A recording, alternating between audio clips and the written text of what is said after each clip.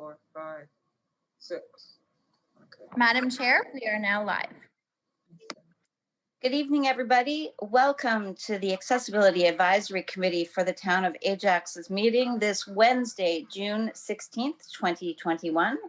Due to current COVID-19 pandemic restrictions, we unfortunately are unable to meet in person, but we are here and available for viewing live stream at the Town of Ajax website, as well as this is being recorded. So if anyone is interested, you can view it at a later date. That being said, I am going to now call the meeting to order. Does anyone have any disclosures of conflict of interest that they feel they need to declare tonight? Not me, Chair. Okay, being none, we are going to move on to point number 3, which is adoption of the minutes for our previous meeting on, I think it was May 19th. Can I have, did everybody have a chance to look at the minutes, and do you have anything that you feel you would need to feel any corrections, additions, anything like that? Okay, so there being none, can I please have a motion to accept the minutes from our previous meeting on May 19th, 2021? Sarah, I will need your assistance with this, please.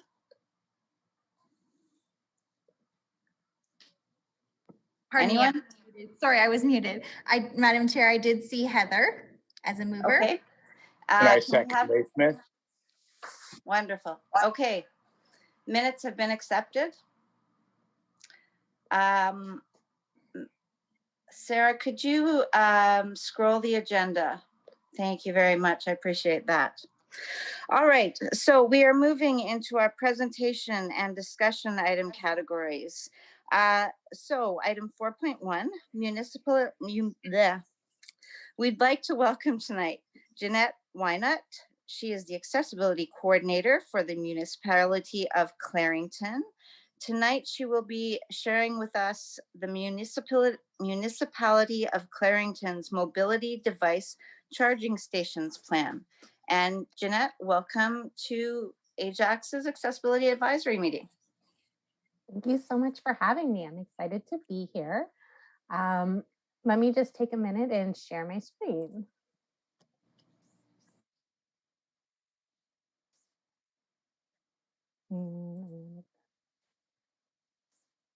Okay, so thank you so much for having me at your meeting tonight. My name is Jeanette Wyant, and I'm the accessibility coordinator for the municipality of Clarington.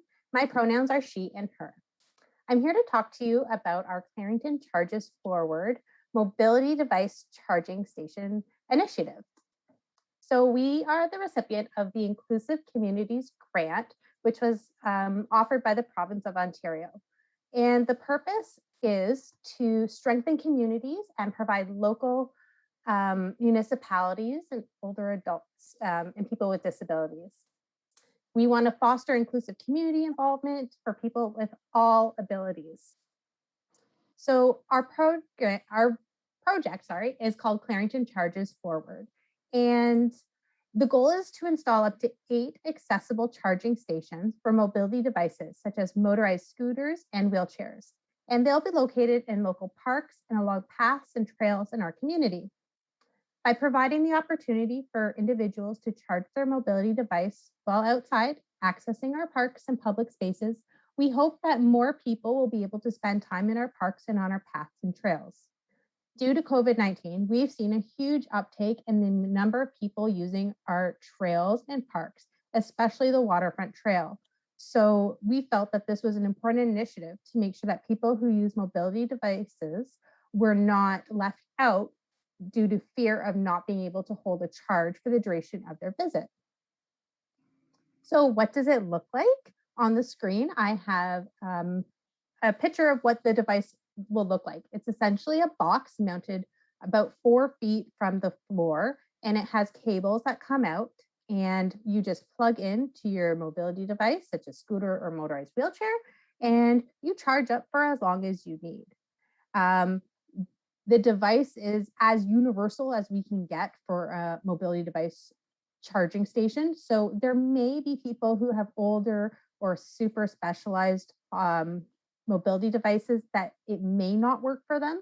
But through our research, we've determined that this unit offers the widest number of accessibility for people. It will also have signage, but our signage is going to look just a little bit different. We're also exploring the option of installing 1 or 2 solar paneled ones. And this is because a couple locations we'd like to install them do not have power access at this time. Generally speaking, most of our locations we've chosen have a power source that we can tap into, whether it be a light or a street fixture, something like that. There's a couple that don't, so we're exploring a solar option. And what this is a bench with sort of a roof on top with solar panels and a charging box. So let's talk about our site locations. To determine our site locations, we looked at a few things. We wanted public spaces, high travel areas that were not isolated, and we wanted to provide access to spaces people may otherwise not be able to access. Additionally, making sure it was on an accessible trail or path of travel was really important. So next up, I have a picture of what our signage will look like. It says mobility device charging station. It has the universal symbol of access in blue with a green plug coming out of the back of the circle on the wheelchair. And it says charging stations are available for mobility device users. And we have just a nod to funded in part by the Government of Ontario. And it also has our Clarington logo. We also will be installing directional signage in some locations to help people find the mobility device charging station. So it's the same sign with mobility device charging station on top with a blue international symbol of access with a green electrical plug coming out of the back. And then it will have a blue arrow depending on, and it'll point in whatever direction we need it to. So I pulled up a picture of Curtis, and this is, I had to rotate it so we can get the big picture of what's going on in Curtis. To the left, you'll see Lake Ontario. A little to the right of that, you'll see the 401, and then we're going north as you go further right on the picture. So one location we will be installing is Thule Mills Parkette. So there's a yellow pin and it's kind of at the top right. And we chose this location because it's an entry point to one of our really popular trail systems. It's accessible. We're continuing to develop it. If you can see the picture, the green space continues on, and it's something we're going to continue to develop in different phases. We're also looking at installing one inside Curtis Community Complex, which is one of our recreation centers. And the reason why we chose this one is, again, it's kind of a trailhead for a pretty good trail system, and there's lots of green spaces around Curtis. It ties into other trail systems. So we thought that was also a good location. Next up, we have Bowmanville, and we have the same orientation. So Lake Ontario is to the left, north would be to the right. First up, we have East Beach Parkette in Port Darlington. This is a nice little beach that we have. It has some great amenities, and we felt that this was an important location along the waterfront trail. The next location we have is the trailhead of Sauper Creek Trail, and this is on the east side of Bowmanville. This is the beginning of what is a really lovely trail that goes north up to Guildwood Park. And again, this is a trail system that we are continuing to develop. So every now and then, every few years, like another section gets done, and it's just a lovely trail. And at the top, we have Guildwood Park, and that's a future location. I don't think we'll be able to squeeze it in this round, but it's on our short list of an expansion in the future. We also have Newcastle, and the orientation on this one's different. Lake Ontario is now at the bottom, north would be up top. The top end of this picture is the village of Newcastle. And then you cross over the 401 and the CP rail lines, and then you can go left or right to either the Port of Newcastle or Bond Head. So we've chosen to put one on the Bond Head side of the lake here. And that was to do with site availability. There's actually a spot for us. There's a nice little park down there now with a shade structure, a playground, all those types of amenities. And Wilmot Creek Trailhead is on the left side of the page. And we chose that one because it's, again, another very popular trailhead. It's next to Wilmot Creek Village, which is an adult retirement community. So between the community of Wilmot Creek and then the access point to this waterfront trail, which is paved and quite lovely, we felt it made a lot of sense. Additionally, if anybody was in Bond Head, Newcastle, the development that's kind of in the middle of the page, if they were using a mobility device, they could easily get over to Wilmot Creek, charge up, and then head home if they wanted to. Lastly, we have the village of Orono. I have 2 locations on here, but I think we're going to only end up being able to do one just because of costs. The first one I think we will do is Orono Park. It's a lovely outdoor park, and it's not that far from one of the Durham Region retirement communities, which is kind of on the top part of the image. Orono Park is a very popular place in the summer. It has a pool, it has a gazebo, a playing field, it has trails. It's just a lovely park, and we think it will get well used over there. We'd also like to put in one outside of Orono Town Hall. I'm not sure if we'll be able to do it this time around, but it's definitely on our short list because we think that offering a charging station in downtown Orono would be really helpful for our residents. And with that, I've shared my presentation, but I'm more than happy to take any questions that you all may have. Thank you so much, Jeanette. Okay, so does anyone have?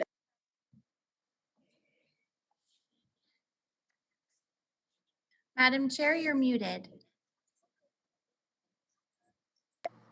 Sorry, my apologies. There we go.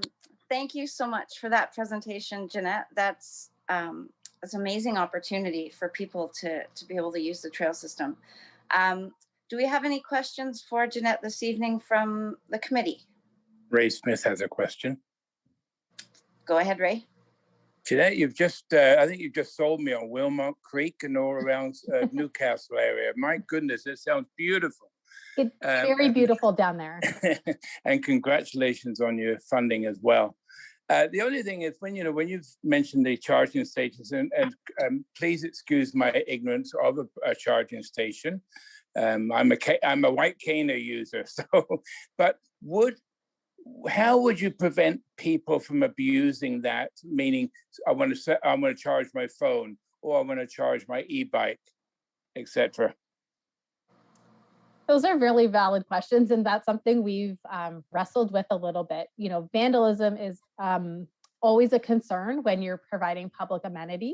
When I was talking with the city of Pickering, they told me stories about things that have been vandalized along their trails, amenities that they've had. So one of the things we're doing to hopefully deter that from happening is really making sure that they're in public locations, trailheads, well visible, and there'll be really good signage to hopefully, and I hate to say it, but maybe shame people into not, trying to rip out a cord or things like that. We're going to have to see how it goes and see what the usage is, what the uptake is like.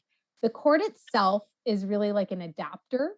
So inside the box is a battery charger. So the cord coming out isn't going to be useful for most people. It will be just helpful for the mobility device.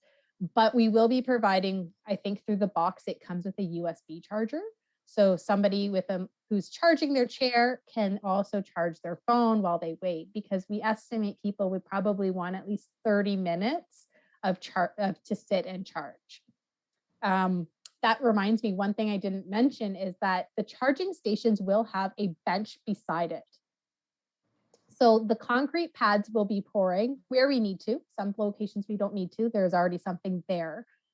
Where we need to put a concrete pad, we will make it extra wide. So the person with the mobility device can sit on this clear space, and then the bench will be right beside them. So whoever's with them can sit beside them. They can chat while they charge up and then be on their way. It's not intended to give somebody like, I drained my battery totally and I need to sit here overnight to charge. That's not really the intent. But in the example of Newcastle, how the village of Newcastle is actually north of the 401. So it's a few kilometers away. So if you were to ride down to the beach and then you're thinking, oh, I'm getting a little lower, I'm feeling uncomfortable, maybe they don't want to stay out as long, they could charge up and then feel confident that they're going to get home without any issues. So that's the intent of it. Okay, thank you for the question, Ray. Anyone else have any questions for Jeanette this evening? Madam Chair, I see Heather, and then I myself have one as well. Wonderful. Heather, please go ahead. My question sort of goes in correlation with what Ray was talking about. I do have an e-bike and I have a disability, and I'm wondering if I would be hassled if I was powering up, because I do have to power my e-bike up. So we wouldn't exclude an e-bike, but I'm not sure that the adapter would even work for an e-bike. It's not just a regular e-bike. Yeah. So like we know that some kid could just come and start charging up their iPad because they know that there's a USB plug there. You know, what makes something accessible for some people is a benefit to all. We recognize that, but we will be putting in signage, as I showed, that it really indicates what the use is for. You know, e-bikes is a whole other issue, and I've been learning about that and all the different types and regulations that might be coming up to differentiate different types of e-bikes. So that'll be interesting to see how it comes up. And, you know, perhaps we provide e-bike charging stations along the waterfront trail in the future.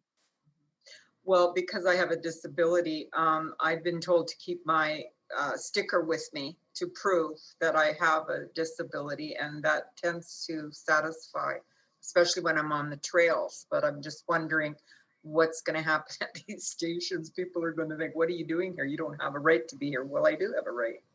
You know, I just don't want to get into arguing with anyone in that type of setting. But I thank you very kindly for the. You're welcome.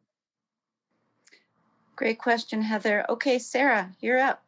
Thank you, Madam Chair. So Jeanette, I already know the answer to this question. For the benefit of the committee, thank you so much for coming tonight and sharing the project. We have expressed interest here in Ajax, so we're eager to learn as much information as we can.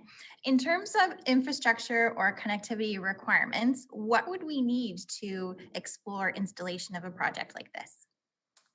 It's fairly easy, but you will have to, depends on what site you use. I'll start there. Do you have power there? If you have a power source to draw from, then what you're going to need is an electrician to run.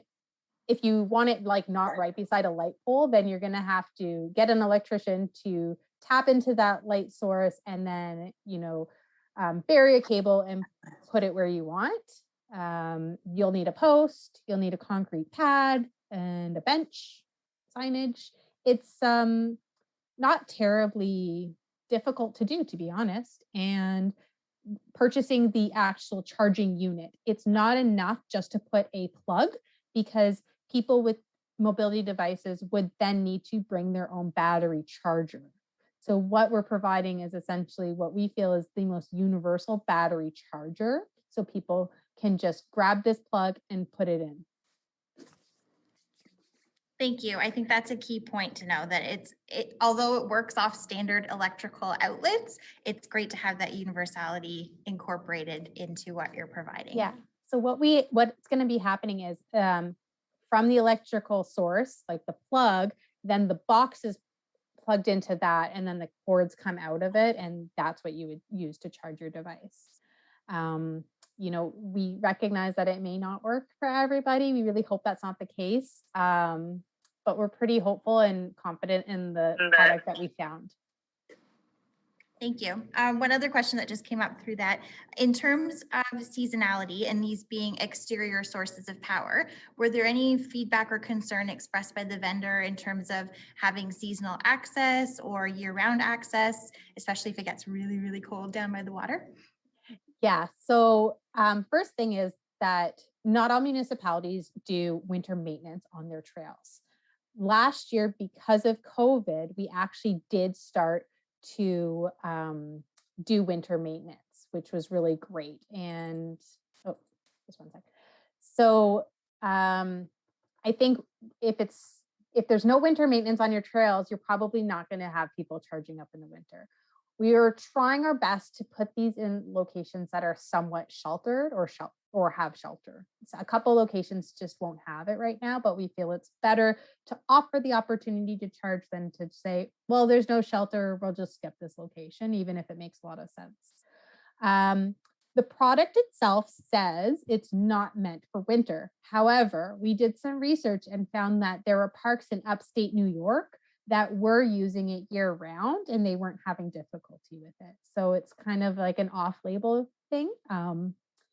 We hope to be able to continue to do trail maintenance this winter and in the future. So hopefully people can charge. It is a risk. I'm thinking people may not be out on the bitterly cold days if you're down by the water because it's quite windy and extra cold. But it's not something we'll be removing. Okay, thank you. Madam Chair, those were all of my questions, but I see Councillor Bauer has a question. Okay, Councillor Bauer, you're next. Thank you, Chair. Thank you for the presentation, Jeanette. And I'm sorry if I missed this in your presentation. So what is the cost of this project? Our grant was for about $58,000. And that's covering. We're doing our best to keep everything in that budget. So okay. A couple of the sites came back a little bit more expensive than we thought they would. So we're meeting with the contractor to see if we're all on the same page about where we thought it would go versus what they might have thought. But we're doing our best to keep it within like under the budget. Right. And do you expect that there will be ongoing expenses? Well, there'll be regular inspection, but we're not anticipating maintenance fee like requirements unless it becomes damaged. Right. Okay. And do they offer some kind of warranty for that purpose? There's probably like a 1-year warranty. I'm not 100% sure, but it may not matter if it's vandalized. So sure. Hopefully that doesn't happen. Okay. Okay. Thank you. That's all I had. Thank you, Chair. Those were my questions. Okay, thank you, Councillor Bauer. Do we have any more questions for Jeanette this evening? Jeanette, thank you so much for coming this evening and sharing your presentation with us. I know many people in Clarington will be excited to know they can use the trails and not be afraid that they're going to run out of power before they get home. So that's wonderful. We're really excited about it. So tell your friends and your neighbors, like when you're doing the waterfront trail, if you come out to Clarington probably by the end of the summer, it'll all be installed. But I will let Sarah know when everything's up and running. That's amazing. Thank you all for having me.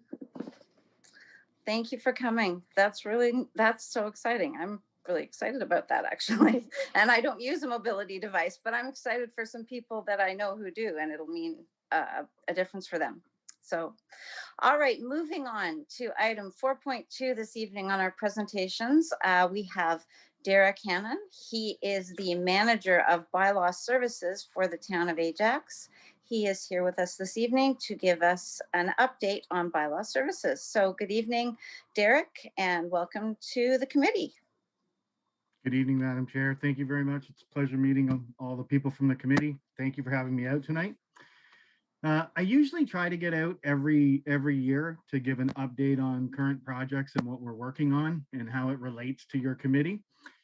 This last year has been a little bit difficult with COVID and all the other added responsibilities and shutdowns and lockdowns that we've all been through. So I've reached out to Sarah and asked if I could come just give you a brief update on a couple of things that we're working on. Some projects that have recently passed that have some impact on this committee too. So I don't know if anybody's aware, but in November 2020, we passed our new traffic bylaw. In that traffic bylaw, we came out with some changes in there. And some of them that relate to this committee is that we got away from the language of using things like disabled, and we've changed that language in the bylaw to accessible.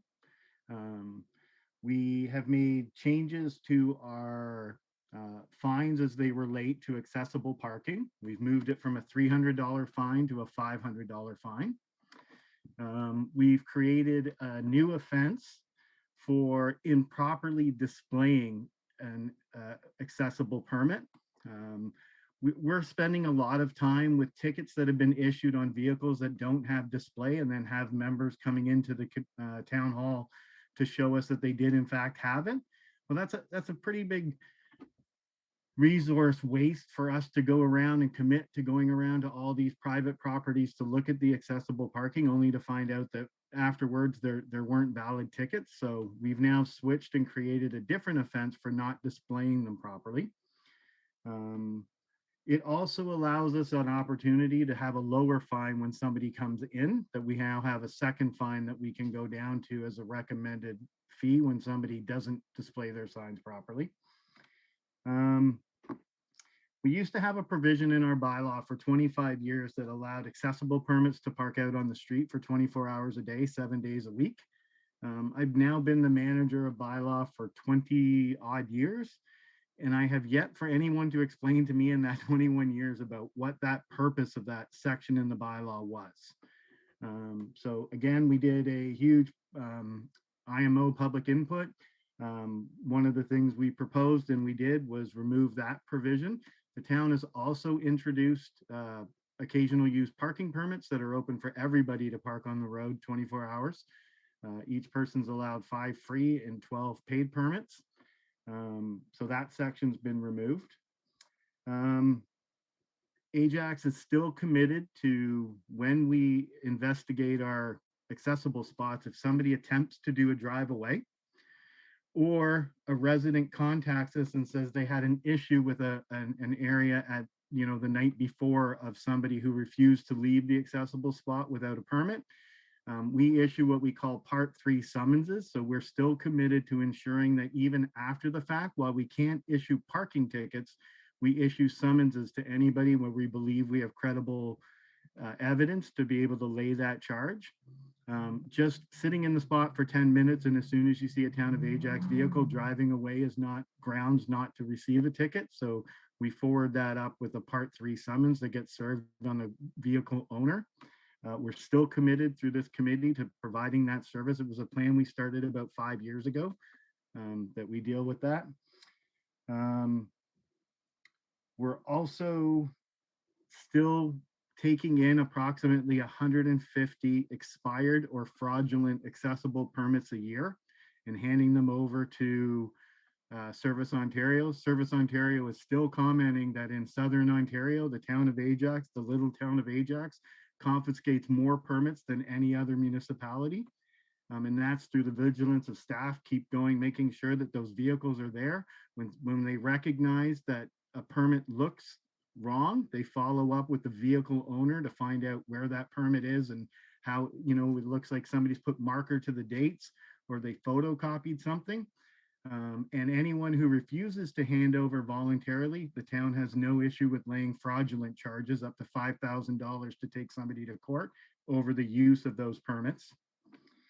Moving on, we've done, and I'll take some questions when I go through the 4 updates. The other thing that we still are committed to is, you know, some of the committee members may remember, we had a major issue a few years ago with a really bad winter. Now this winter was fairly mild.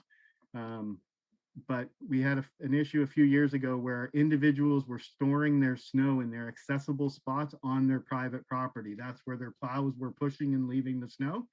So again, we are still committed to ensure that if we receive any of that information or staff proactively see it, they will proactively go and deal with the property owners to have that removed immediately. And we also have a zero tolerance for it, that if it's not moved shortly thereafter, we would lay charges under our zoning bylaw for not having those spots accessible to people to park in.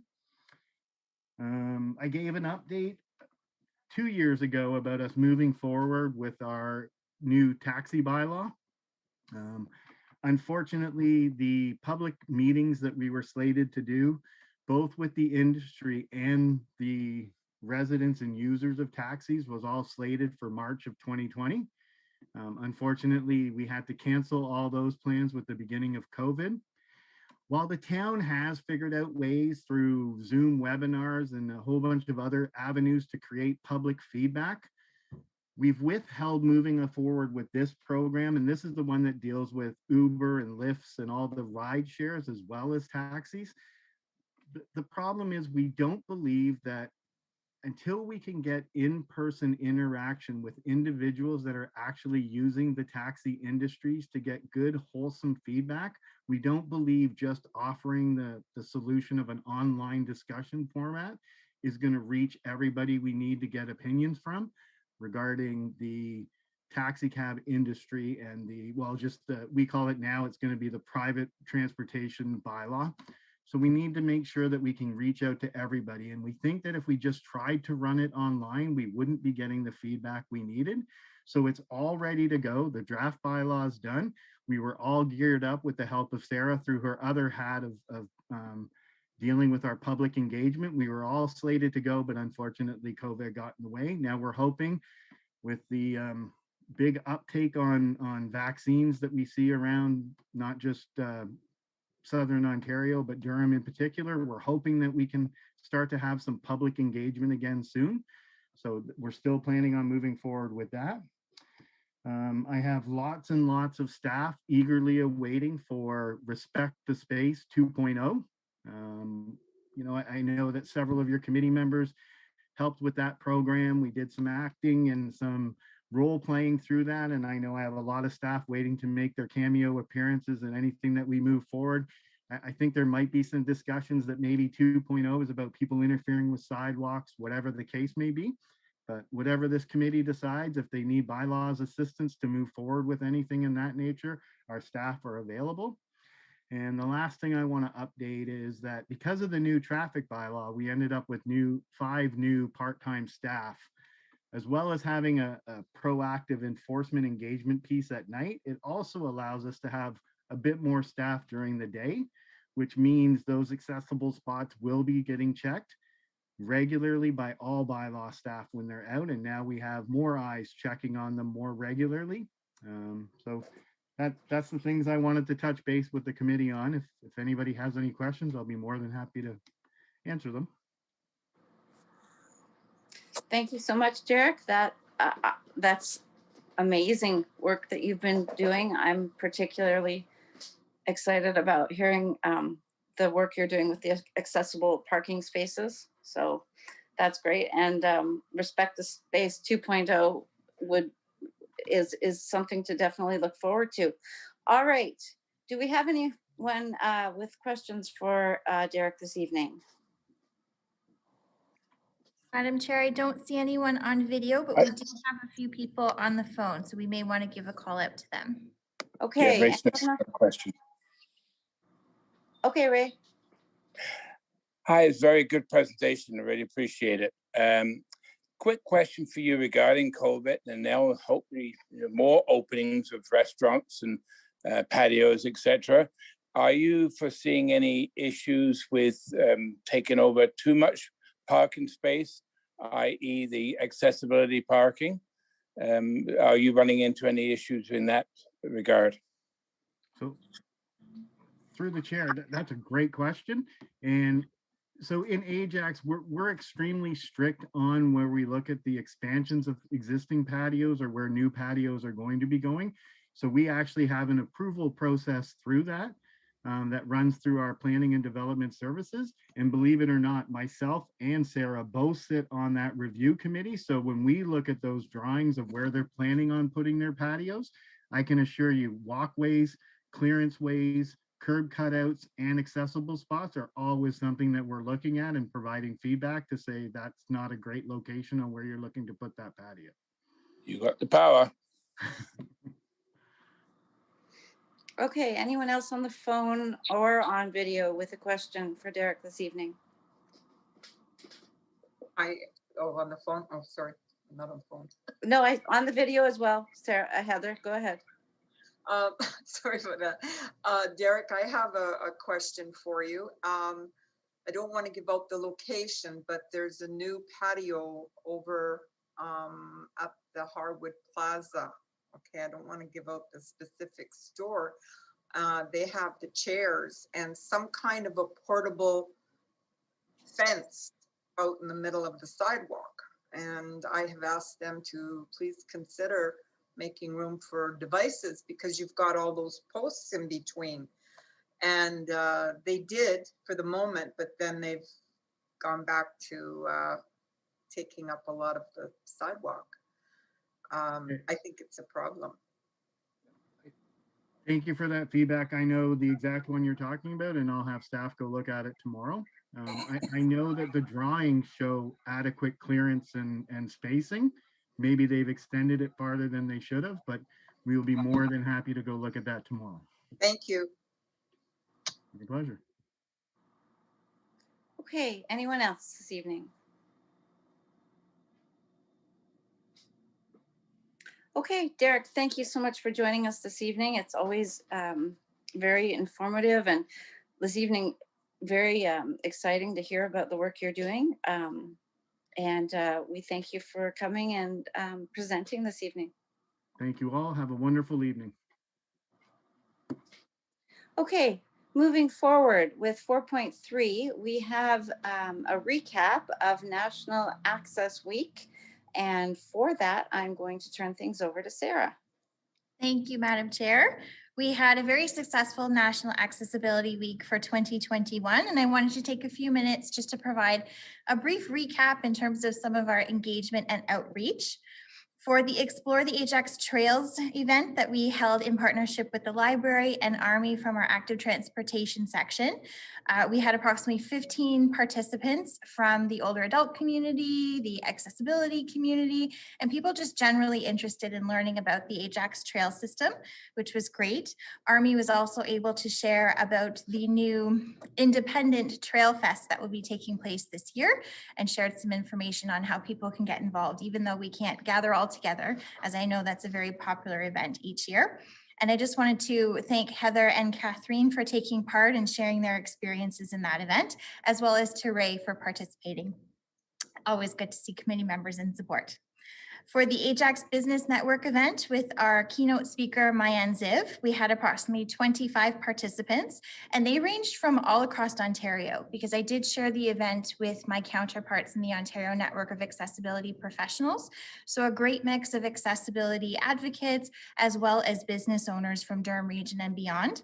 And again, thank you to Ray for taking part as a participant. And Mayan just shared a quick note of thanks to us. Short note to say thank you for inviting me to speak at the business networking event. It was a true pleasure.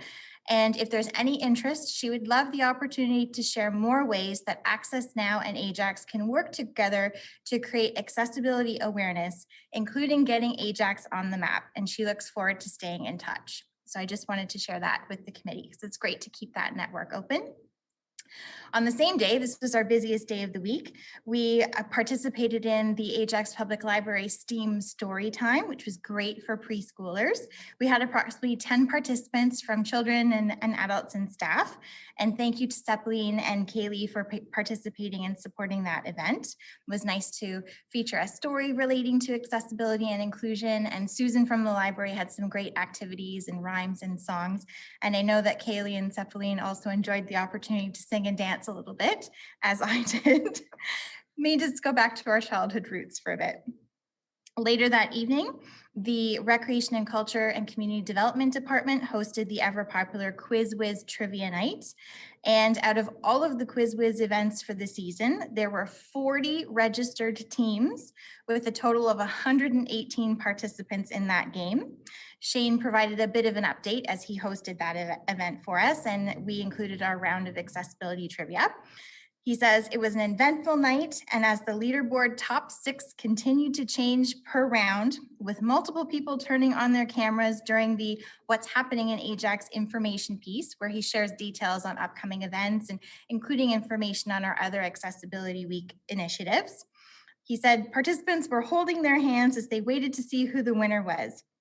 And he wanted to send a big thank you to the committee for putting together an accessibility prize pack, as the family receiving it was very excited for all of the goodies inside. So great feedback to hear that. In terms of the creatability contest, we continue to work with our communications team to get out promotion of that, as well as the Accessibility AllStars program. You may notice in tomorrow's news advertiser in the Ajax Today pages, there will be a reminder that the deadline for submission is June 25th. We have received entries to date, so it's great to see some participation, but we're always eager to see more. And just to wrap up, I wanted to thank all members of the committee who either participated in the events themselves or in terms of the planning and preparation that got us to the actual events and initiatives. And also a big thank you to our partners at the Ajax Public Library, with a special shout out to Elaine and Susan, Army from the Active Transportation team, our total Ajax Economic Development team of Mina, Dawn, Andrew, and Nadia, Shane from Recreation and Culture for Quiz Whiz, and as well as Wyant for taking the time during what was a very busy week for her as a keynote speaker, for helping to make our National Accessibility Week another successful event for this committee. And I'm happy to take any questions, or would like to open the floor to any of the members for feedback on anything they participated in.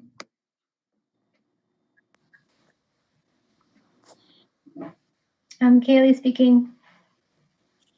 Can you hear me? Yes, go ahead, Kaylee. I just wanted to say we participated in the story time, and my kids loved it, and they especially loved the Sesame Street book and all the songs and rhymes. So that was a great event.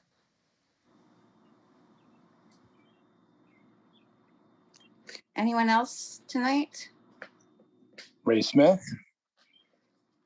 Yes, Ray. It was great. It was a great week. I participated in 2 events, and I particularly liked the trails. When Army talked about the trails, it definitely wants me to make use of my time, being retired, getting into the trails, because so it was very enlightening, and I really appreciate it, and really appreciate everybody's time as well. I do have one question through the chair to Sarah, though. The All-Star feedback, did we, I know we're looking for feedback on 2 items, but have we any feedback on All-Stars? Thank you, Ray. Sorry, I kind of tucked it in there when I was talking about creatability. No, we haven't received anything yet. I didn't put a deadline for this program, as I'd like to keep it an open online form for people to express their interest or share their stories at any point throughout the year. And then as they come in, we can collect them and keep them consolidated for when those nomination opportunities arise. So we usually have 2 nomination opportunities per year, one for the Regional Accessibility Award, and then later in the year for the Ajax Community Awards. And there is one dedicated to accessibility. So depending on when and how many different submissions come through, we can keep those in consideration for those particular deadlines. But it will be an ongoing program. Perfect. Anyone else this evening for Sarah regarding National Accessibility Week? It's Lisa here. I just wanted to make a comment that I knew some of the participants for the Quiz Whiz event, and they loved it, thought it was great, and thought the questions were hard. So I just wanted to share that with the group. Thank you, Chair. Wonderful, wonderful.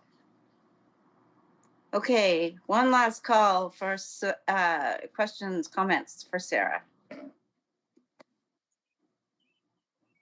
Okay, moving forward, item 4.4, nominations for Regional Accessibility Award. And I again am going to pass this over to Sarah. I know Sarah had sent out potential nominee recently. So Sarah, take it away.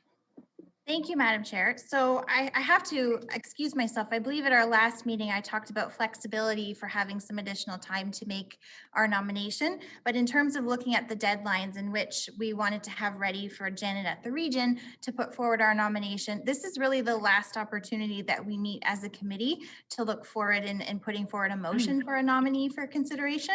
So I bumped this back on the agenda this month, but also keeping in mind that we haven't had a lot of uptake for the Ajax All-Stars program to date.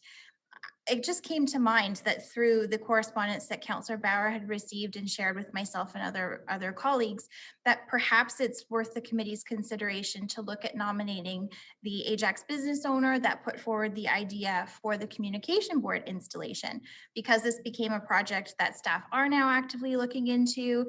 And so often we hear from the community on negatives. It was great to see a community member take the initiative to bring a positive idea forward for consideration within the town, and just wanted to toss that out there for the committee's consideration.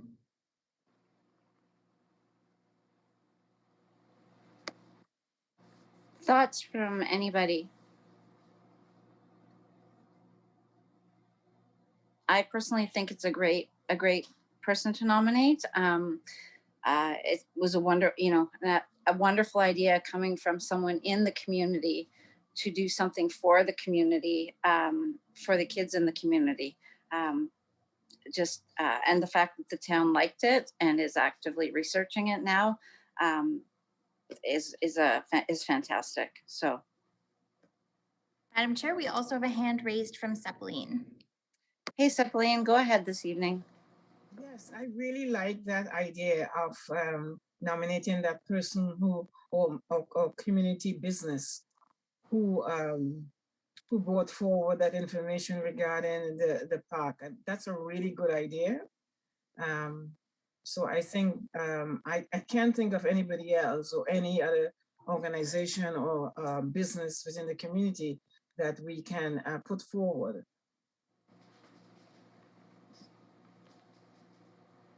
Thank you, Seppeline. Anyone else have any comments regarding the nomination? It's Lisa here, Chair, and I agree with what's been said. I think she makes an excellent nomination, and I would support that for sure. Thank you. Thank you, Councillor Bauer. I also concur. Okay, thank you, Heather. So it sounds like we have a pretty general consensus that this would be the individual we'd like to put forward to the region for consideration for this award. Sarah, do we need a motion for this? It would be great if we could formalize with the motion. Okay, so I move a motion tonight to nominate the individual who came up with the idea for communication boards at the parks in the town of Ajax, moving that they would be put forward to the region for consideration for the Regional Accessibility Award. Can I have someone to move the motion, please? I move Seppeline. Thank you, I Seppeline. second. Thank you, Rachel. Second. Aye. All in favor? Aye. Aye. Aye. All right, motion carried. Sarah, looks like that's the way we're gonna go. Great. It was so nice to see so much consensus and support for such a positive thing. So it was great that it was brought to our attention. Thank you. Okay, moving right along. Number 5 on the agenda, correspondence. Sarah, do we have correspondence this evening? There was nothing received for this month, no. Okay, so we are then going to skip ahead to item number 6. Update. Sorry? Oh, I thought somebody said something. Item number 6, update from council. Councillor Bauer, do you have anything to share with us this evening? Thank you, Chair. Yes, I'm happy to share that the final council meeting for this term before summer break happens next week. We've had our committee meetings over the last couple of weeks.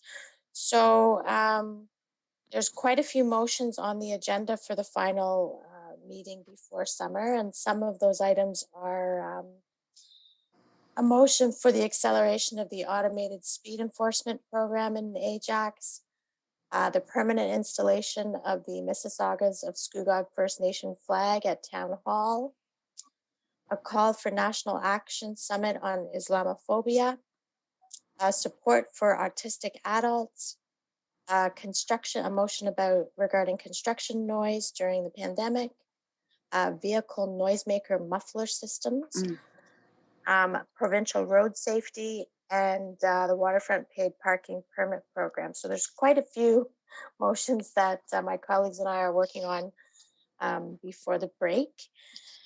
Something that came up at the General Government Committee earlier this week was the announcement of an Indigenous community and healing garden project that will be constructed in partnership, many community partners, but where it will be is at the Ajax Pickering Hospital, who have donated some of their expertise and some of the land.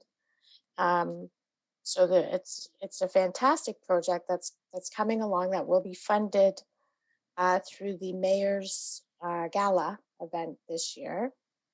And I believe that Sarah was part of the working group. Did you have a review of some of the design aspects of that? Were you part of that meeting? Last meeting, through the chair, last meeting was my first. So I'm here to see how the project evolves. I'm happy to be taking. Yeah, I think it's going to be a great project. So that's something that I think is a very positive story as well. And then just one comment that I wanted to make. I don't know if everybody saw that media notice from Durham Regional Police recently about a cell phone scam that they're warning people about. And I think it's more so for people who are buying cell phones online. Like they're online shopping at some of those marketplace, sites where you can buy a phone for ads that are listed online, and they are paying over $1,000 for a phone, and then they are getting a package that it's either a fake or nothing in the box. So they have issued a notice just yesterday, actually, a media release from DRPS, just reminding citizens when they're doing their online shopping, sort of be careful, look out for that, and of course do your due diligence. So I thought I would share that with the group. And I think that's about it. Oh, one of the items that is coming, which I always find I'm a big library supporter. So at the meeting next week will be the library board report, the library services 2021 spring update. So I'm looking forward to that as well. And that's about it for me, Chair. Thank you. It sounds like Council is winding up for summer break with a very full docket and lots of items on the agenda, which is always great because getting stuff done in Ajax. Thank you for sharing about that scam.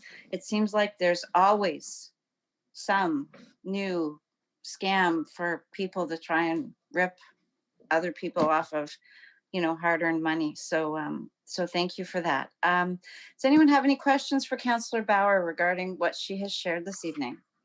Yes, Sappeline. Hi, Sappeline. Yeah, Councillor Bauer, can you sort of expand on the muffler part of your motion there? You talked about you had a muffler, either a muffler noise or something like that. Absolutely. So there's been a real increase, and we've actually noticed it. I think it's an ongoing issue, of course, with the amount of traffic and just the noise of everyday traffic. through the town. But it seems like since the pandemic started, it's really amplified.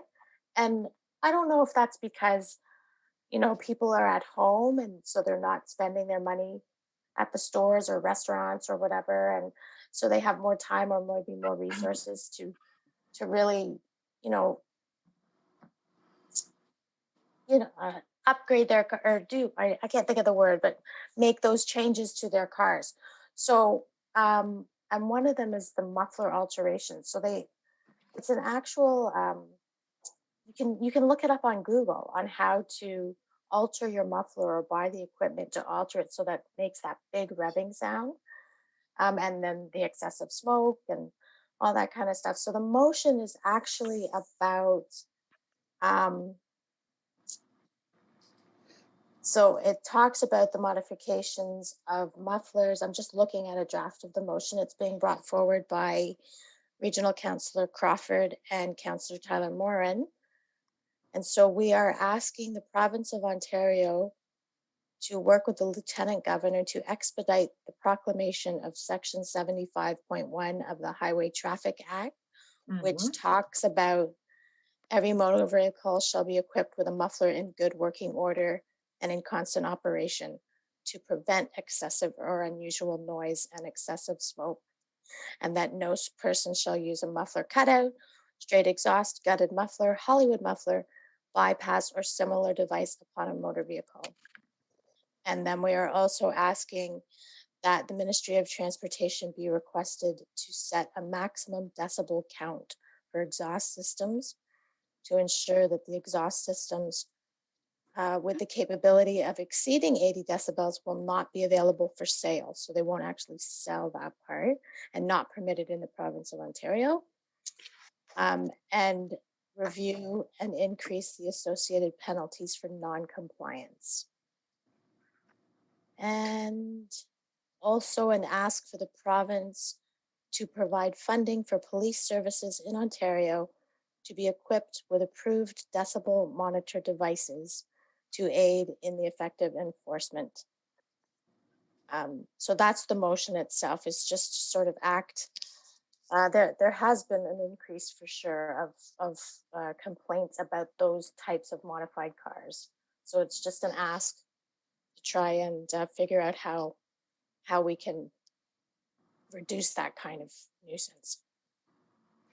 Thank you, Councillor Morin. Something else I will need to add to that is maybe they can have a cease and desist after 11 o'clock, because it's a noise factor irrespective. And we do have noise factors policies where people cannot make excessive noise after a certain time. And these muffler, I call them muffler pirates,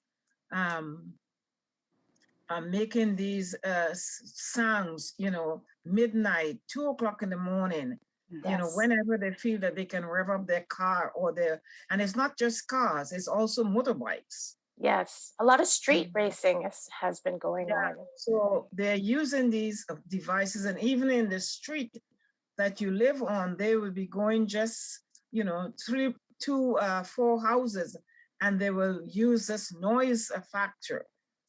So this is a big problem, and it's I don't know how long that motion is going to move through the House, but this is something that needs to be addressed immediately.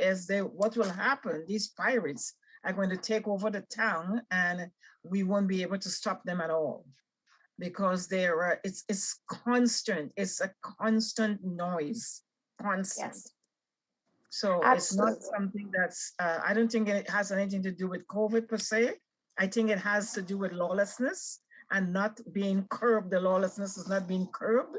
One person have done it, the second person have done it, nothing has been done about it, the third person, and there's nothing done about it. So everybody is getting on the bandwagon, because I have seen young neighbors who've had regular cars, and they have put those cars in to get the muffler cars. So it's just a matter of lawlessness that is not being corralled. Really, that's what's happening. Thank you for those comments, for sure. And I will share those with my colleagues. And I think part of this, hopefully one of the outcomes would be the inability to have that modification made or to buy the equipment they would not be able to sell it. So for sure, I hear what you're saying, and I thank you for those comments. I will talk to Marilyn and Rob as well and let them know that I brought the motion to our committee and pass those comments on to them as well. Councillor Bauer, can I just ask for clarification on one thing? The muffler modifications, I'm assuming that that's part of what this is, but is that what causes those, like the bangs? Like a car will rev and then go, and then it's like bang, bang, bang, bang, bang, bang. Like, so is that part of the whole? Oh, yes, that's part of it. Yeah, okay. Yeah, I don't know enough about cars, quite honestly, but yeah, I think it's all part and parcel of a typical muffler can be modified, either added to or taken away, or you can buy other parts, where it just revs it all up and it makes it like a race car movie, right? Yeah. So Yeah. that's the kind of stuff that this motion hopes to address, to make that you cannot do that. I know. This is one more thing. It's a health issue too, because some people who have kids who have they're sort of not able to handle noise very well, and these noises are not sort of friendly noises. They're very active. They're very quick. Then they stop. They start. They're very quick, and you can hear them on any time of the night. So it's also becoming a health issue. Yep.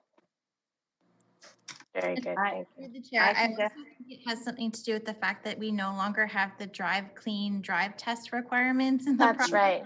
100%. A lot of people have been modifying them that would not pass the test if we had it. Yeah. I can definitely attest to the fact that I'm legally blind and I have a guide dog. I can attest to the fact that every time somebody went by our place and it happened, she could be in a sound sleep for hours, but instantly up and shaking and panicked. And so I'm glad that the town is looking at dealing with that with the province. Thank you so much, Councillor Morin. I will pass those comments on for sure. Okay, so let's move on. Item number 7, we are looking at updates from external committees, and we are going to start with Ray on the Age-Friendly Ajax Committee. Hi, Mr. nothing Smith. really. Yep, sorry. Okay. No, Mr. Smith, please proceed. Okay, nothing really much to report. Only one big item that the age-friendly review panel was announced to the age-friendly committee. And I hate to put Cephaline on the spot, but maybe I know your first meeting was, I think, last week, Cephaline. So maybe you can tell the group how your first meeting went. Okay, I didn't know I was going to be speaking. I put you on the spot. Anyway, yeah. So the age-friendly panel we have met as a group. What has happened? The groups have there is assignments of the groups. So we have been broken up into teams, and I am on a team with 2 other members, and our team will be overseeing the sections of age-friendly Ajax and looking at the progress tracking of outdoor spaces and buildings and transportation. So that's our, that's what we will be looking at. And again, we have quite a large file, as I will say, to look at as far as the transportation and the outdoor building spaces. So, you know, what I want to know is we have a lot of information around what we want outdoor spaces and buildings to look like, as far as age-friendly is concerned and meeting the AOD standards. So Sarah, I just wondered, is there a connection somewhere? I know I'm representing the Accessibility Committee, and a lot of this portfolio that I'm part of with another 2 members is basically looking at the outdoor spaces and buildings, looking at parks and trails, but a lot of the design and a lot of the things that we'll be looking at year 1 to 2, then 3 to 5 is all to do with accessibility issues. So I just wondered, is there a connection or something happening there? Or Through the chair, there certainly is. It's a great question. I am actually your connection. I am sitting as part of the steering committee on that subcommittee for outdoor public spaces. So Okay. I'll be working with my colleagues Tim Field as well as Andrew Jackson from the operations department, and we're the staff representatives for that subcommittee on the steering committee side. So you do have us reviewing the technical requirements and making sure that we're incorporating all of the AODA considerations. And basically, from what I understand, the panel's responsibility will be to take a look at the work plan that came through the strategy. And then we, as a steering committee for all of the different, I think there's the 8 sections, have to provide our regular updates and align that with the different timelines and action items within the plan. And then the panel, which would be yourself and your team, will take a look and see, okay, were those targets met? What was done? That kind of an evaluation. Excellent, excellent, excellent. Yes, but I'm happy to provide you with additional resources if you're looking, when it comes time for your review, if you would like more information about design of public spaces and those requirements, more than happy to provide that information to you. Okay, excellent.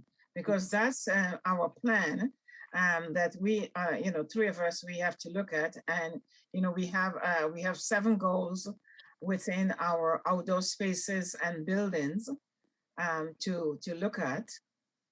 And with the timelines of those goals and objectives.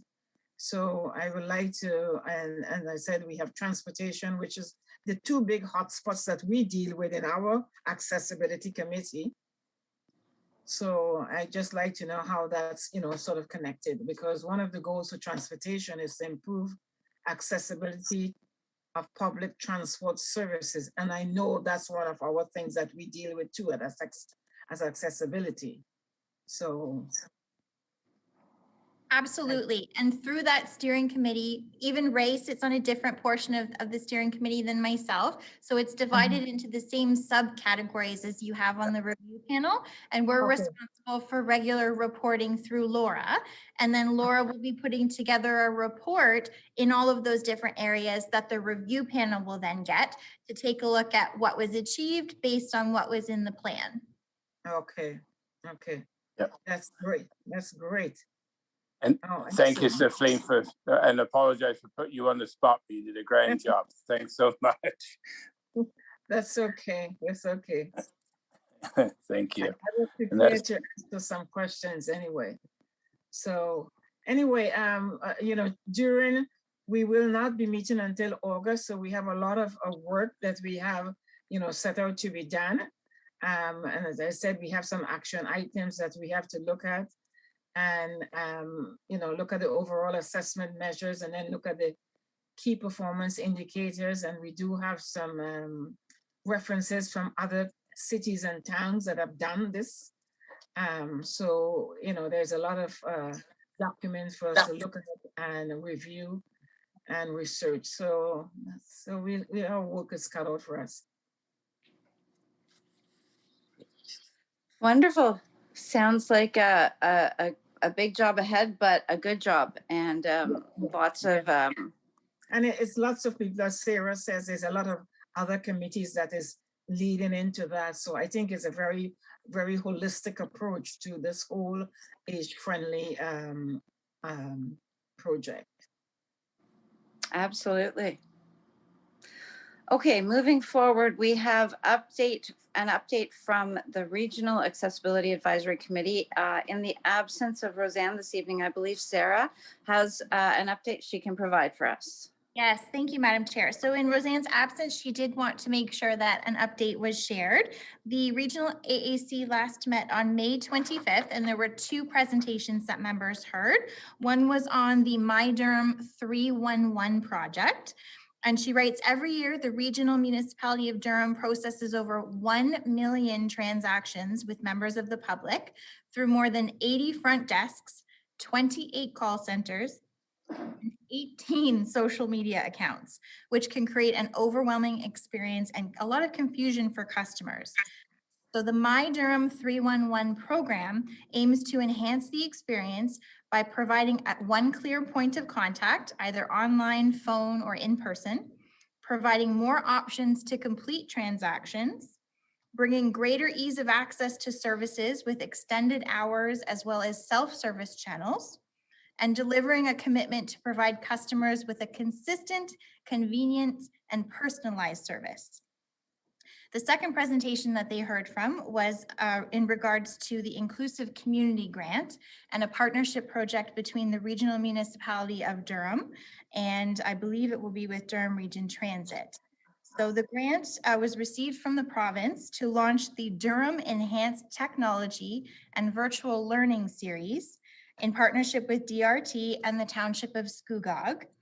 The series is a two-part initiative, with the first being an on-demand self-booking kiosk pilot project, which is being led by DRT. So that's where they will be setting up kiosks in some of the more remote locations or multi-use residential buildings in some of the rural areas in Scugog, so people can have access to book their transit.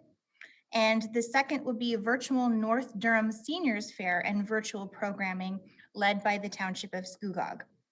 The major goals of the program are to improve access to safe public transportation for seniors and persons with disabilities, reduce social isolation for seniors and persons with disabilities, and increase safe access to community services.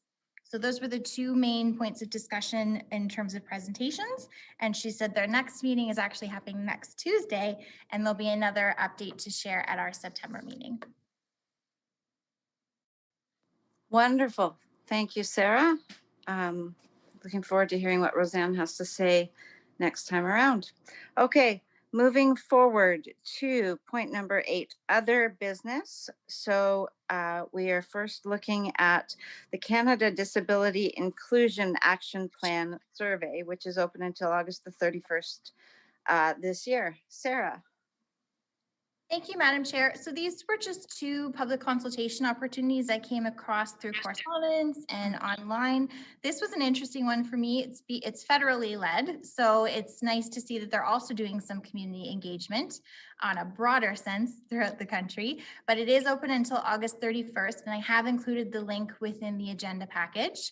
The second one I've listed on the agenda is a little bit closer to home. This is for the Durham Community Safety and Wellbeing Plan, which also has a survey, as well as I believe they had a few consultation sessions. I'm not sure if they're still going on, but if you didn't have a chance to attend any of those sessions, or if there's any in the future, you can still participate and provide your feedback in terms of safety and well-being, which is a very holistic approach to safety and crime prevention across the region. A strong component relating to mental health and mental health services that I think would be of interest to the committee here to provide feedback. So I encourage you to take some time. The deadline for that is actually this week though. So if you have a few minutes, it's not a lengthy survey to complete, but the link is there as well. And the deadline to submit is June 18th. And I believe if you're interested in leaving contact information, there's also a prize as an incentive for engaging. And then we have a few member announcements this evening. So on behalf of Shondell, who is absent here this evening, I regret to inform the committee that we have received resignation, as she will be moving out of the Ajax area, making her ineligible to remain as a member with the committee. And I wanted to take the time to thank her for her dedicated service over several years and several terms with the committee, as I know she's been an extremely valuable contributor and someone we've all gotten to know and really appreciate in terms of her volunteerism over the years. So it's with regret, bittersweet regret, that I share that, because I always hate to see people depart, but I know that this is a good opportunity for her outside of Ajax, and she will be missed. Back to you, Madam Chair. Thank you, Sarah. So following the announcement about Chandel, I must regretfully inform the committee that I too am resigning from the AAC in Ajax due to the fact that I have moved to Bowmanville 2.5 weeks ago for a variety of reasons. And if you'd like to know why, please feel free to contact me after the meeting at some point in time. It's a very positive thing.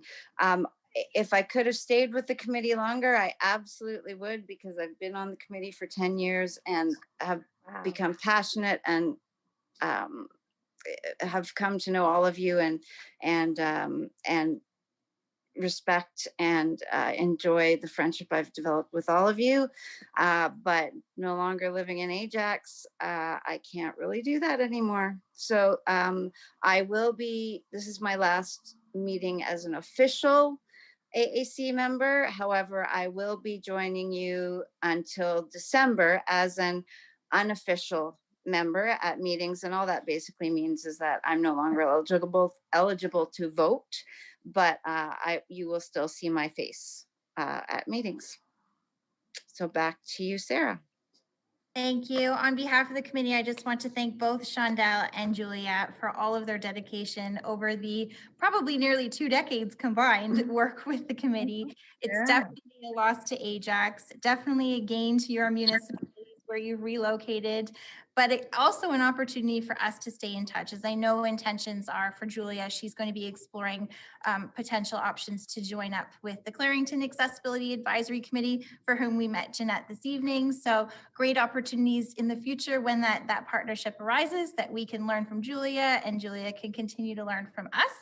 But as Julia mentioned, unfortunately, once we've relocated, we no longer have the eligibility to be a formally appointed member. However, that's not to say a lot is really going to change, because Julia still expressed interest in attending our meetings as a guest. So very similar to when we be in person in the River Plate room, we could have members of the public in attendance. That will be what Julia has expressed interest in doing. So you will still see her face.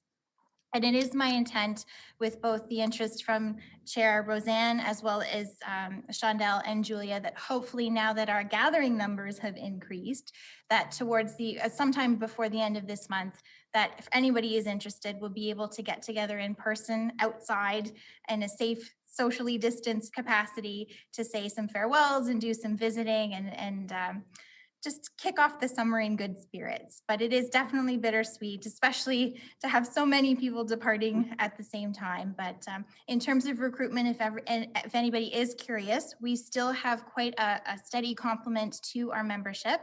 Due to COVID, it is a little bit difficult to maneuver recruitment at this time, as well taking into consideration the virtual capacity of our meetings and the fact that we are so late in our term. It's my hope that we can maintain this strong complement that we have to carry us through for the remainder of the term. So we're not at this time looking to actively recruit. But that being said, if you do know people that might be of interest to join us in the future, please let them know that our recruitment will be taking place toward the end of next year. If that changes and anything comes up sooner than that, I'll be sure to share here with this group. So stay tuned for an email to see when we might be able to schedule getting together. Thank you, Julia, very much. And love to see, I don't really love to see you go, but I know, as you mentioned, it's for a good, positive reason. So kudos to you. Clarington, Bowmanville area is getting a good advocate for accessibility. So we would love to hear what you'll be doing in that area as you come to our meetings as guests. Thank you so much, Sephaline, for those very kind words. And Ray Smith. Words right out of my mouth. Yeah. I'm going to say that with Clarington Accessibility, they're going to be looking for new people, and you probably know quite a few of them. And so I would like to say thank you. It's been great knowing you, Julia. And I would also like to say it's Sarah's birthday. I know I'm not supposed to do it, but I can't do it somewhere. I don't know where Chandel is, but anyway, Chandel, good luck. And I'm sure you will be seeing you because we will be continuing virtual for a little while, and Sarah. So it doesn't. They can log on. Absolutely. At The some same point. opportunity that Julia's expressed interest in is Mhm. more than welcome to be extended to Shondella as well, depending on her availability. So Yes. hopefully we Yes. will see her. Yep, I just want to say thank you for Julia and Shondell as well. Julia and I go way, way back. So I think we're going to stay in touch no matter what anyway. And you're gonna be awesome in Clarence and other things as well. So positive moves for you. Fantastic. Kudos to you. Thank you, Heather and Seppeline and Ray, for those very kind words, and Sarah for your lovely words as well. Thank you. Okay, so let us move on. So we are looking, unless there's anything else, we are looking to bring the meeting to adjournment. Ray Smith speaking through the chair. I do have one question for Sarah. Go ahead, Ray. This week I was in a Zoom meeting with CNIB, and the AODA. They were talking about AODA Act and the new. Is it called Health Care Standard or Health Standard? I would have to verify, but there is a standard under development relating to healthcare services. Healthcare. Well, I was very shocked. It was a very good meeting. They were doing a survey, and it was a very well done meeting. But at the end of the meeting, they were saying that the healthcare standard only applies to hospitals. And I was quite shocked. Yep. I would have to look a little bit more into that, but I'm happy to do so, as I think if it's not yet open, there will be in the future, near future, a public consultation period for that standard. So if you don't mind me taking that back, I will do some more digging and share information with the committee.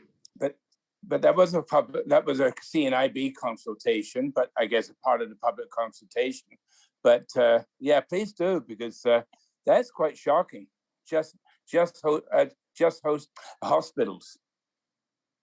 And that would be a great opportunity if that is the case in the proposed standard, to provide that public feedback, in that it should have a broader reach in terms of its compliance. But I'll see what I can find out and share by email.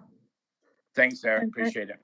And just to mention that that's the same issue with nursing homes, because they're not under the Hospital Health Act. Okay, so anything else this evening?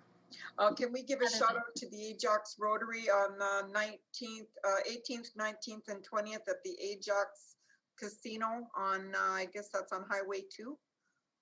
What is happening, Heather? Share with us what is happening. Rib Fest. It's a Rib Fest. Woohoo for Rib Fest. YOC, bring your own car. I love Rib Fest, except I don't drive, so small problem. But okay, anyone else? Through the chair, Sarah, just to let you know that you'll probably be inundated by emails from me over the next couple of weeks. I'm going to start setting up some of our subcommittees for the summer to keep us actively engaged. Part of the subcommittee work we have to work on is our site plan review, to get back on track with that, as well as Laura has shared a few resources. If you remember way back at the beginning of the year, we talked about our involvement in an age-friendly business guide. So we have some additional resources that she would like us to review, and I'll send out the information. And for anybody who's interested, look forward to getting together to chip away at those projects over the summer. Excellent. Okay. So our next meeting, the Ajax Accessibility Advisory Committee does break for the summer for the months of July and August. So our next meeting will be Wednesday, September the 22nd, 2021, and it will be an electronic meeting. We are looking for adjournment. Can I please have someone to move for adjournment? Seppeline. Seppeline, and the seconder, please. Ray. Heather and Ray. Okay. Heather and Ray. All right. So Thank meeting, the June meeting of the Ajax AAC is adjourned for this evening. Thank you everyone for your participation.